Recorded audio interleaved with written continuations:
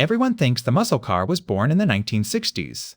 A big engine, a light body, and brutal straight-line speed. The Pontiac GTO, the Mustang, the Camaro. But years before any of them, one struggling company got there first. It took a supercharger, bolted it to an elegant coupe, and built one of the fastest American cars of its day. Then the company almost vanished and dragged the car down with it. This is the Studebaker Golden Hawk, the forgotten machine that saw the future and paid for being early. To understand this car, you have to understand the company, because Studebaker was old. Older than the automobile itself, older than almost every name in Detroit.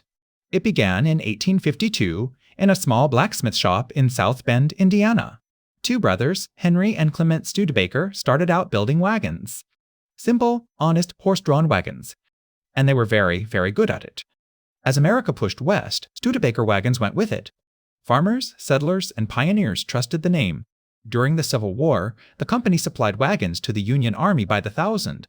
By the end of the century, Studebaker was the largest builder of horse-drawn vehicles on Earth. Think about that. Before it ever built a car, Studebaker was already an empire.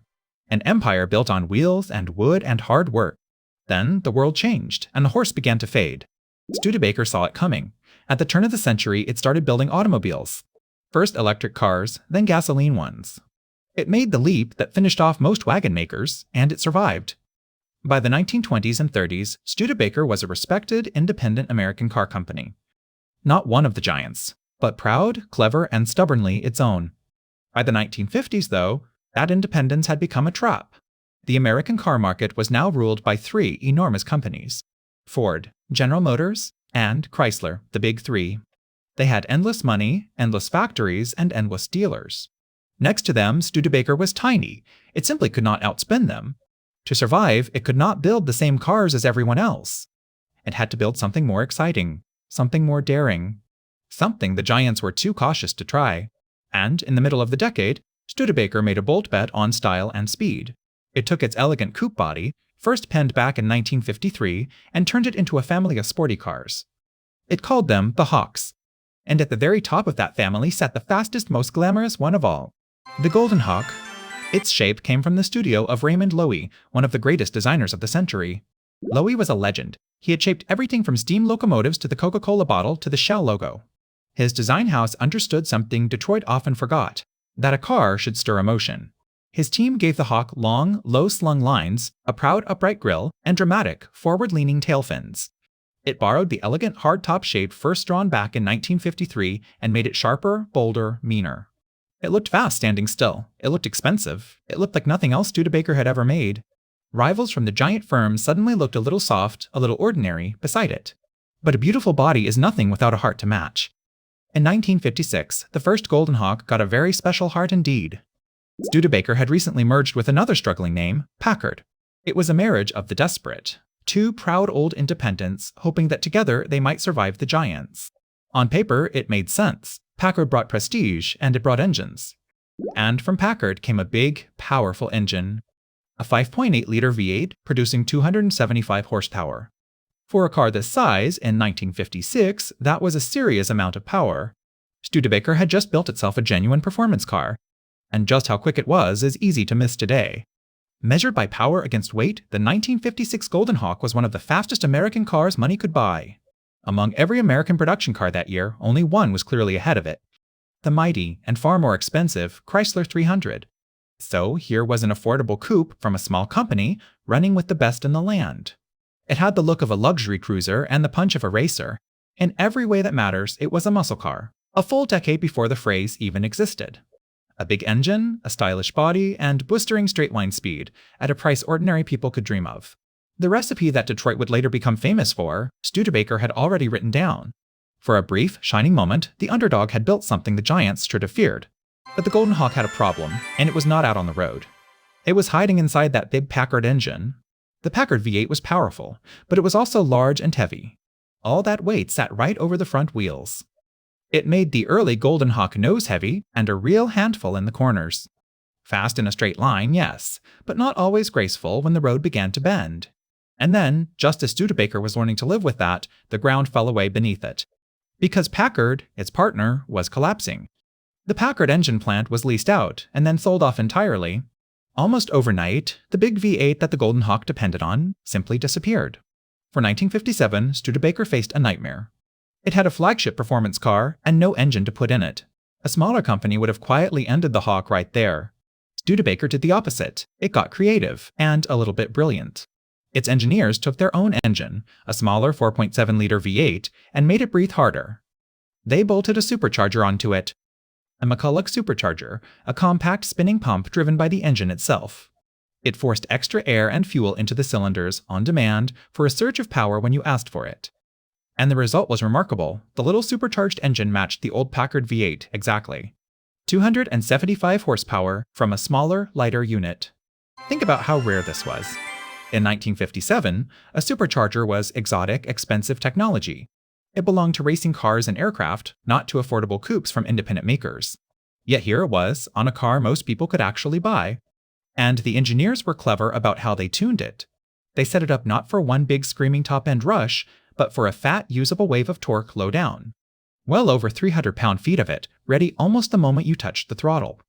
This is exactly how a muscle car is supposed to feel. Not just fast on paper, but strong everywhere, effortless, always ready to leap. And there was a hidden bonus. The smaller engine was lighter than the old Packard lump. So the nose-heavy handling problem eased too. The 1957 Golden Hawk was faster, better balanced, and more advanced than the car before it. And on the road, it delivered. The supercharged Hawk could reach 60 miles an hour in a little over 8 seconds. In 1957, from an affordable coupe that was genuinely quick, sports car quick. It could cruise all day at speeds that left ordinary family cars far behind. Testers who drove it came away surprised, even a little shocked. This was not supposed to be possible from a small, dying company in Indiana. Yet here it was, embarrassing machines that cost far more from firms far larger. For one more brief season, Studebaker had something genuinely special. A supercharged, tail-thinned American coupe that could outrun cars from companies 10 times its size. The people who drove it understood exactly what they had.